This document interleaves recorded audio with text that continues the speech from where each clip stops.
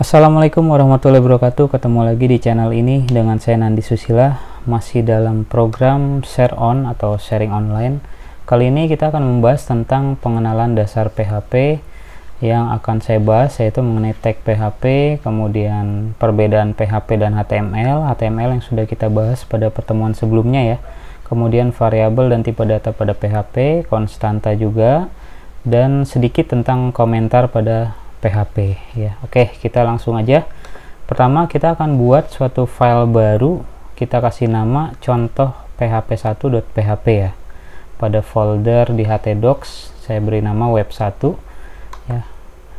Bisa klik kanan new file, kemudian nanti langsung simpan.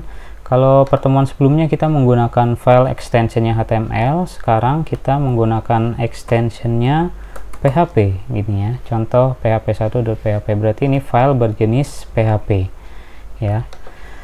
Kalau sudah dibuat, nanti kita akan ketikkan script ini, tag PHP. Di sini ada echo untuk menampilkan kalimat yang akan ditampilkan adalah yang diantara kutip 2 dan kutip 2 dan diakhiri oleh titik koma. Ini adalah ciri khas dari penulisan PHP ya, tag PHP seperti ini. Sehingga nanti ketika script ini sudah ditulis atau diketik di text editor, lalu kita running, hasilnya seperti ini ya. Localhost web1 contoh php1.php, hasilnya halo dunia, saya sedang belajar PHP. Ini adalah file berjenis PHP ya. Kita bisa otak-atik dengan tag menggunakan B misalkan ya. Ini untuk cetak tebal, dan yang sebelumnya kita pelajari ini bisa diotak-atik juga ya. Hasilnya seperti ini. Nah, ini contoh ya, mau menggunakan HR atau cetak miring ini bisa. Cuma perbedaan dengan HTML, untuk PHP harus biasanya menggunakan echo untuk menampilkan kalimat atau struktur yang ada di dalam dia gitu ya. Oke, sekarang apa sih perbedaan antara HTML dan PHP? Saya akan buka lagi file yang pertama kali kita bahas, yaitu contoh html01.html, extensionnya HTML ini ya, bertipe HTML. Nah, kalau kita lihat di sini kan, ini HTML ya, tidak ada tag seperti ini. Ini adalah tag PHP. Dulu tag PHP tidak seperti ini. Dulu bentuknya hanya seperti ini, tag PHP. Cuma seiring dengan perkembangan bahasa PHP, sekarang biasanya atau saya juga seringnya menggunakan tag PHP seperti ini. Lengkapnya seperti ini. Ada pembuka dan ada penutup. Kalau HTML seperti ini ya, bentuknya seperti ini. Jadi apa perbedaannya? Kita lihat nih. Dulu contoh HTML01 saya simpannya di sini ya. Nih, contoh HTML di desktop. Jadi ketika kita double klik ya, dia langsung bisa terbuka atau langsung bisa running di browser ya, tanpa harus melalui server web ya atau server lokalnya. Jadi file HTML disimpan dimanapun itu bisa running langsung ya. Ini file HTML. Tapi berbeda dengan file PHP. File PHP ini dia harus melalui server web atau server lokalnya ya. Ini seperti localhost, kemudian foldernya apa penyimpanannya, dan disitulah dia bisa di running. Artinya adalah di file PHP ini dia harus membutuhkan akses dari server dulu, nanti server yang akan mengolahnya dan akan menampilkan datanya di browser ya. Itu perbedaan standar atau perbedaan dasar antara HTML dan PHP ya. PHP jadi harus melalui server dulu. Kalau HTML ya, ini dia bisa langsung tanpa melalui server, itu bisa langsung di running ya. Walaupun HTML juga bisa jadi nanti dalam suatu project web itu berada di folder satu folder project di dalam server lokal atau server webnya ya. Oke, itu perbedaan standar dari HTML dan PHP. Lalu bisa nggak PHP ini, tag PHP disimpan atau disisipkan di sini, digabung? Oke, kita akan coba sekarang ya. Kemudian kita akan bahas sekarang untuk membuktikannya dengan variabel dan tipe data ya. Kita buat file baru, ini udah kita buat file baru namanya contoh php2.php, masih di folder yang sama web1 ya. Ini filenya ya. Ini script HTML, betul. ya. Kemudian kita akan coba menginsert atau memasukkan, memodifikasi file ini ya, dan jenis yang disimpan adalah ekstensinya PHP ya. Dan ini bahasanya tentang variabel dan tipe data. Kita lihat di sini. Ini tadi tag PHP ya. Seperti biasa penulisannya tetap di antara body dan body. Ini ada title, latihan variabel PHP, kemudian ini variabel. Oke, inilah yang disebut variabel di antara simbol dolar seperti ini ya. Dolarnya tentu saja tidak disebut dolar nim ya, tetapi ini adalah variabel nim. Ini variabel nama. Isinya ini. Ini yang disebut dengan inisiasi atau pemberian nilai pada variabel. Variabelnya langsung dikasih nilai di sini gitu ya. Ini Rio Budiman, ini contohnya nimnya segini. Kemudian menampilkan nilai dari variabel tinggal menggunakan echo yang sama seperti yang tadi, sama seperti di contoh 1 ya. Untuk menampilkan tulisan plus menampilkan nilai dari suatu variabel, bentuknya gini. Masih di antara kutip 2 dan kutip 2. Kalau BR ini hanya untuk blank row ya, supaya nama saya ini ada di bawah tulisan NIM saya. Oke. Jadi ketika ini di running, contoh 2 kita bahas sekarang, akan muncul tampilan seperti ini. NIM saya segini, nama saya Rio Budiman ya. Itu contoh sederhana dengan variabel.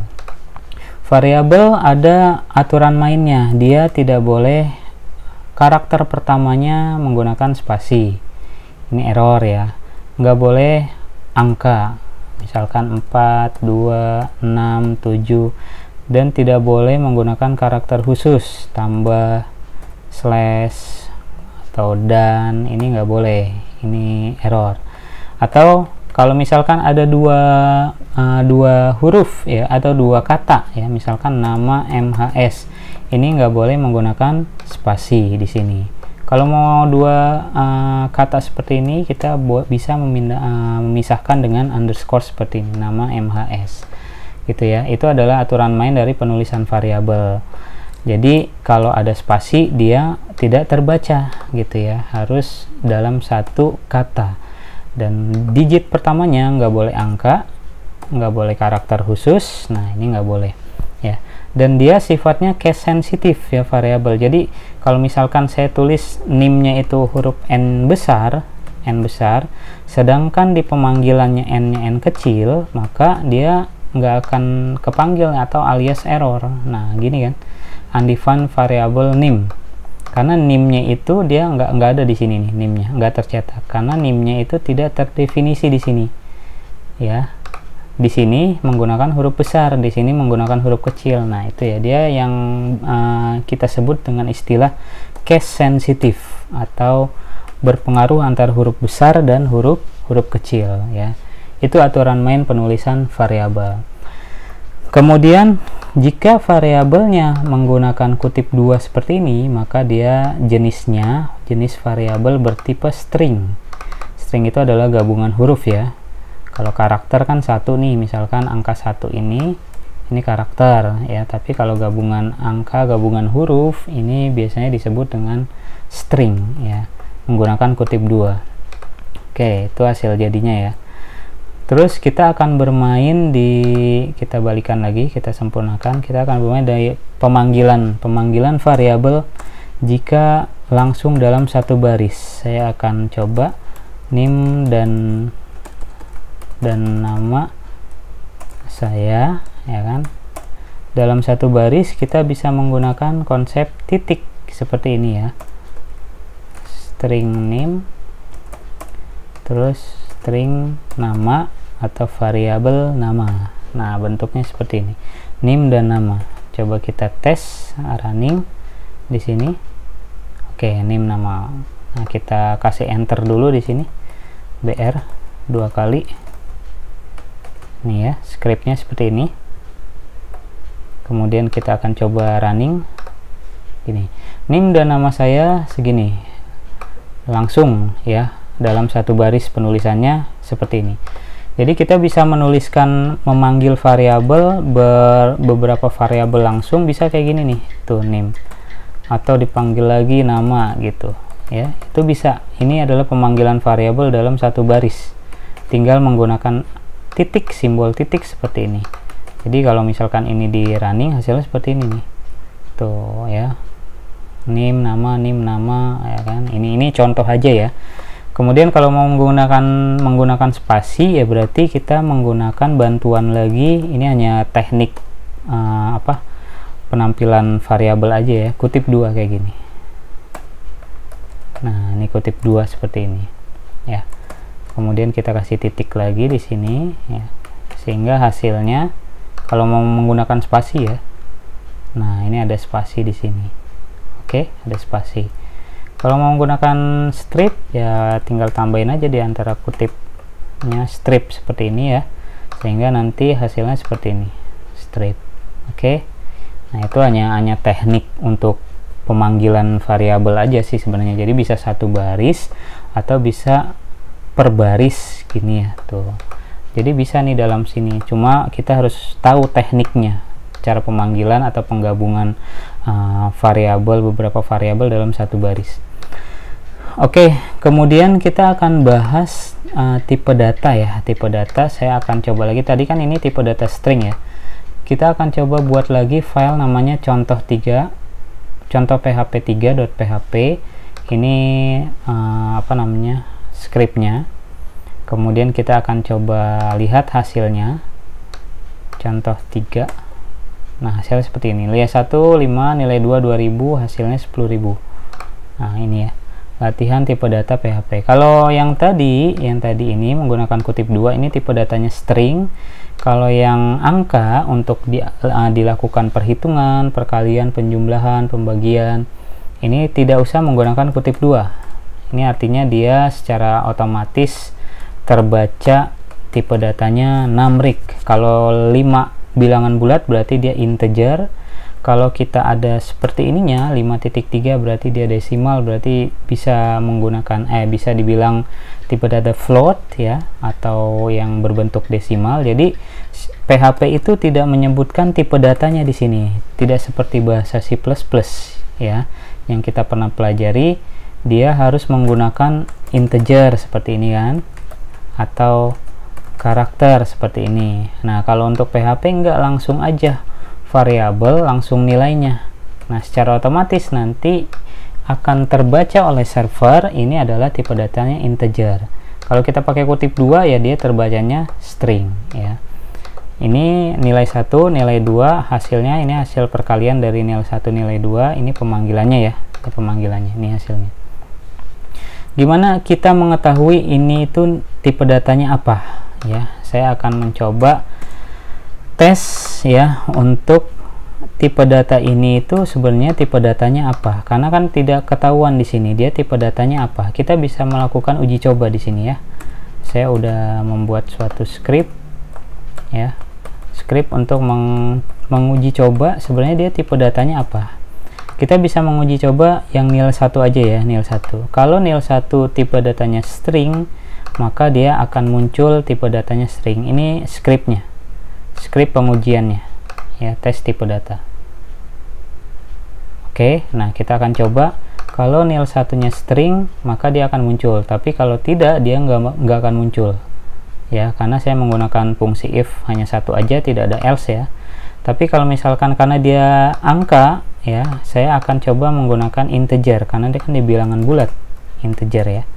Is in ya, nil 1 kalau dia benar maka get type-nya integer nilainya. Coba kita lihat. Nah, tes tipe datanya integer. Berarti ya nil 1 ini dia tipe datanya adalah integer, terbaca oleh server ya. Kalau saya pakai kutip 2 ya, dan ini masih integer ya, kita lihat hasilnya error ya. Padahal tadi walaupun dia angka, tapi di sini ada kutip 2 ya. Terus saya akan melakukan pengujian apakah dia integer, ternyata bukan. Ternyata dia terbaca sebagai string. Jadi kalau misalkan kita rubah menjadi string ini ya, terus kita akan rubah di sini, nah dia terbaca sebagai string ya. Kalau dia terbaca sebagai desimal seperti ini 5.5, kita rubah menjadi double is double ya. dia akan terbaca juga sebagai double karena dia desimal. Ini desimal. Kalau kita ganti misalkan integer, is integer, kita ganti kemudian kita refresh, dia tidak terbaca karena tipe data itu bukan integer, tipe data ini, karena nilainya adalah desimal gitu ya. Itu adalah teknik untuk mencari tahu sebenarnya yang kita masukkan ini tipe datanya apa. Cukup script seperti ini aja ya, get type, kemudian is int, is float, is string, banyak ya, bisa di searching untuk pengujian ya. Jadi di PHP ciri khasnya adalah tidak menyebutkan tipe datanya apa di variabel ya. Ini variabel dan tipe datanya secara otomatis programmer harus tahu ketika kita mau menginputkan desimal berarti dia tipe datanya adalah keluarganya float atau float, double ya kan, atau yang bilangan bulat, integer, long integer dan sebagainya gitu. Oke, itu tipe data pada PHP. Oke, ini file ketiga. Kemudian file terakhir saya akan coba bahas tentang konstanta dan sedikit tentang komentar pada PHP. Konstanta ya.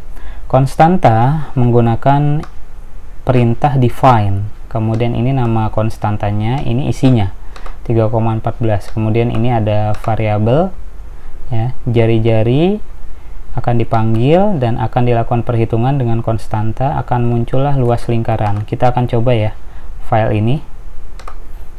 Ini contoh PHP 4. Nah, hasilnya gini, jari-jarinya 10 kan tadi, luas lingkaran 3,14 kali 10 kali 10 adalah 314. Hasilnya seperti itu karena ada perhitungan antar variabel dan konstanta. Penulisan variabel atau penulisan konstanta bentuknya seperti ini ya, dan dia tidak menggunakan simbol dolar lagi seperti variabel. Cuma dia syarat penulisan aturan mainnya sama seperti variabel, tidak boleh menggunakan angka depannya ya, tidak boleh menggunakan karakter khusus, tambah, kurang, kali, bagi ya kan. Boleh menggunakan underscores depannya ya, yang jelas tidak boleh menggunakan karakter khusus, dan tidak boleh menggunakan spasi. Hitung misalkan contohnya gitu, ini nggak boleh pakai spasi, ini error ya. Sama penulisan aturan mainnya dengan variabel aja. Oke, untuk konstanta bisa menggunakan define, bisa juga menggunakan const. Nih, const. Bisa seperti ini, konstanta. Kita akan coba konstanta misalkan apa ya, nama. Ya kan, nama. Kemudian namanya Rio. Gini Rio. Kemudian kita akan cetak di sini echo nama ya kan. Kemudian ini adalah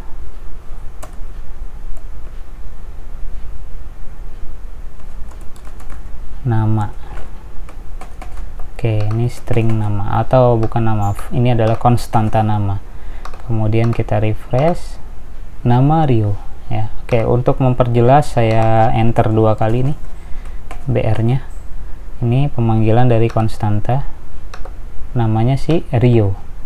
Oke, jadi konstanta itu bisa dua, bisa menggunakan define, bisa menggunakan const atau konstanta, tanpa harus menggunakan simbol dolar kayak gini. Ini variabel kan, dia langsung aja nama dan nanti pemanggilannya langsung nama, dan dia sifatnya sama dengan variabel, aturan mainnya case sensitif ya, pokoknya sama persis dengan variabel ya, aturan mainnya sama. Tidak boleh pakai spasi, karakter pertama tidak boleh karakter khusus, kemudian case sensitif ya.